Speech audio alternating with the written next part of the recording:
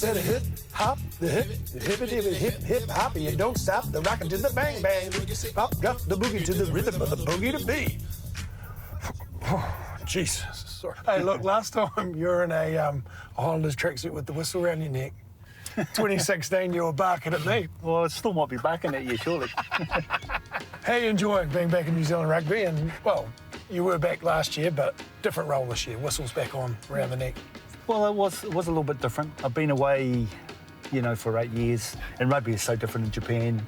International rugby is different again. So coming back, I guess, in a new role, which, I didn't actually have a plan for what to do, was a little bit different. But I guess it allowed me to have a good look at the team and the club and how things had changed so much, and they have changed a lot. Since 2016, but now I'm getting into the swing of things, really, coaching again. Yeah, so I'm enjoying it now. 8 years away in Japan. How was that experience as a whole? No, I love Japan. It's an easy country for Mandy and I to go to because we've got so much experience living there. Rugby is still amateur, really. I mean, the guys who get paid a lot of money generally are the New Zealand boys or the Australian or South African boys that play professionally out there. And it's amateur in the sense that its company footy is very centred around kaisha or company. Yeah. And that's a challenging thing for coaches, particularly foreign ones. We're not used to it. What changes have you noticed around, well, firstly, New Zealand rugby and how it kind of operates? I guess when I left, the centric was the All Blacks. That hasn't changed. When I first started coaching Super Rugby, it was all run under the umbrella of New Zealand Rugby. Now we've got owners. With owners, you've got different levels of accountability and how that sort of plays out amongst the team. It's dog eat dog. It kind of always has been. I just find, particularly in Dunedin, you used to be the university, the lifestyle. It's always been the land of opportunity, Wills. Yes. So if you're not getting game time, kind of like what you experience in the Crusaders, you're trying to find a team like the Highlanders that you can get some game time. It's harder to get younger guys now because the clubs that are privately owned are attracting players from high school now, and academies are pretty vibrant. So that's been a bit of a negative outlook for us because these young guys, got to find a reason to get them down there. But when we do, like with that young boy, Caleb Tangitau, is a fine example of a young boy who's lacking that opportunity to come down and sort of made every post a winner. Yeah, nice. The competition, what have you noticed has changed in terms of when you left in your last season, 2016, to now? Yeah, I think the competition this season, even just compared to last season, is a hell of a lot different. The Australian teams are obviously stronger, going well. Perhaps that's part of the fact that they've lost the team and a lot of those players are now spread amongst four. That can't happen here. Yeah. Otherwise, that's the end of the Highlanders, and so... New Zealand's thinned it out even with the addition of Moana Pacifica. That's right, from when you left, right? Yeah. You spoke about the talent and the young talent. What are they like compared to, I suppose, from my era? What's the change? What are the changes? You'd be a good comparison, actually. These guys are highly conscientious. The biggest change I've seen is they're not as confident as perhaps your generation around their own game. That's interesting. Confident around. They do have a level of confidence.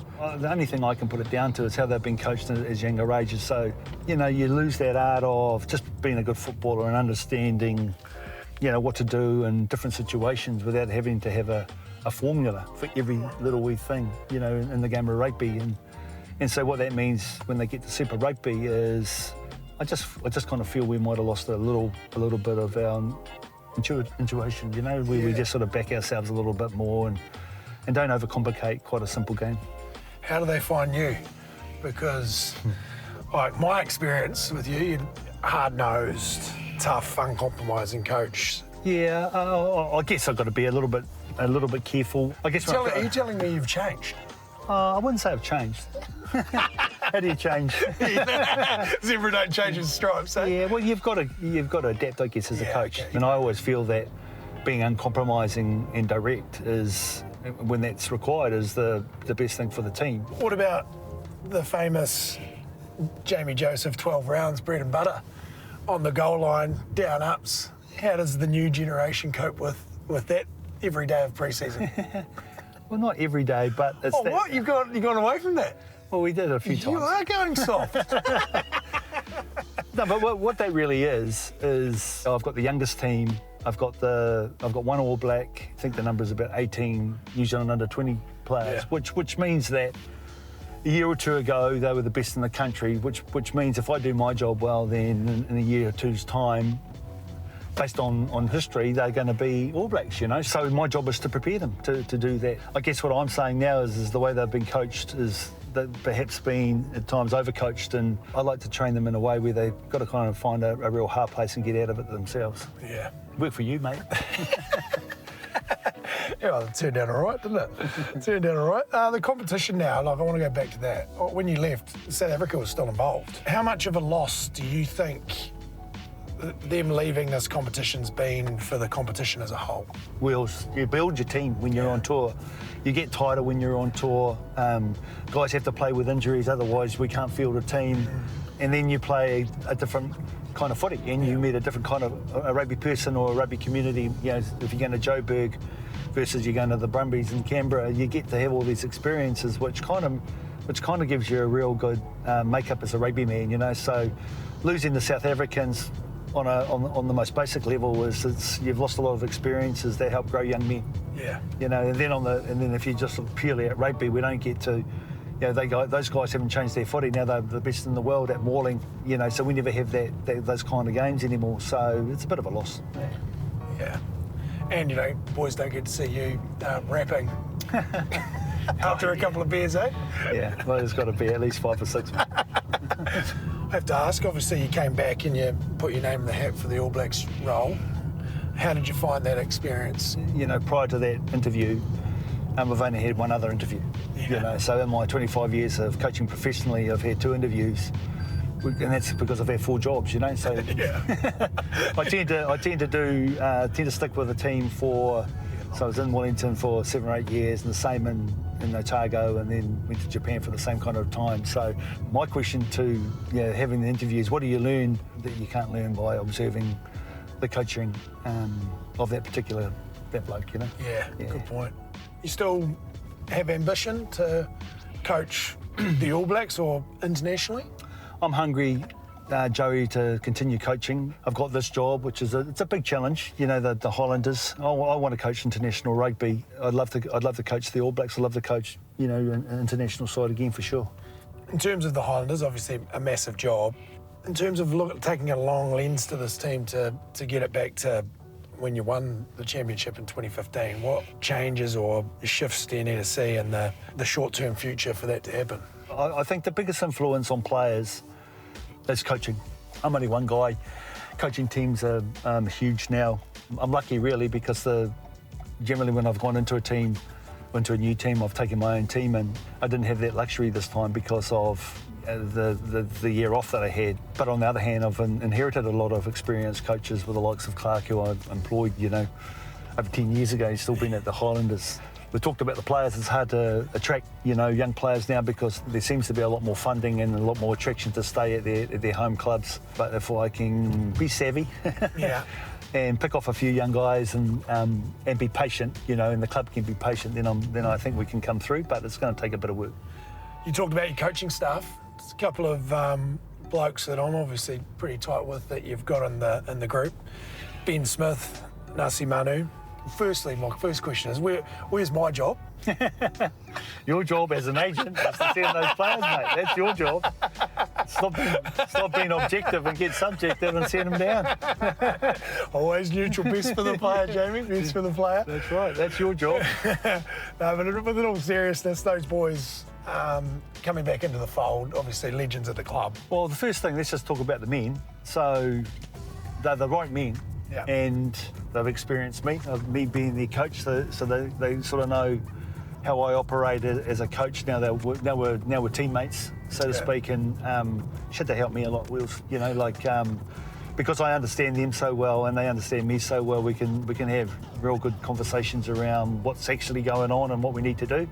And the most important thing, though, because they've been there, done that, they have the same feelings. You know, we're always the small brother to the Crusaders. Always the small brother to all the teams, if you like. So Nasi gets that, and Bender gets it from a different angle, being being from Dunedin. Yeah. Nasi's role in the management? Well, he goes, "What's my role?" And I go, "Well, you do everything, mate." So he's your big around team partner, culture. I heard he's your training partner. He's got to keep me alive. That's the first part of it. So he's an assistant manager, but he's more than that, obviously, because he helps the manager. He's an assistant coach because he helps me. He'll take tackles. He'll tackle. Well, he's still lacing them up. Oh, he does at times when we're numbers down. Still get the red mist and get in there? Yeah, well, he's good with the... He doesn't go into the red anymore, mate. No, I think the players really enjoy him as well because he's a hybrid. He goes between both teams, you know. A great connector for you, eh? Yeah, and for the club. So, like if we're getting tight athletes going out to the mall to do a promotion, he's the guy that reminds them it's not me, the coach. Yeah. Nasi's the right sort of guy to reinforce and remind, really, that being a professional rugby player isn't just about playing the game of rugby, and sometimes that's what the players think. So he's a good reminder in that area. Yeah, wow, it's amazing. I mean, his nose is probably the only nose that was. Well, it's still pretty crooked. It was more crooked than yours, Jake. Yeah. It means we're doing something. Yeah, exactly. He's been in some dark places. But who's that guy now? Who's that guy that you think has the potential to be that sort of Nasi Manu character for the Highlanders? I don't think we have a Nasi Manu kind of player because that's what makes him so unique. Nasi plays the ukulele and writes the team songs.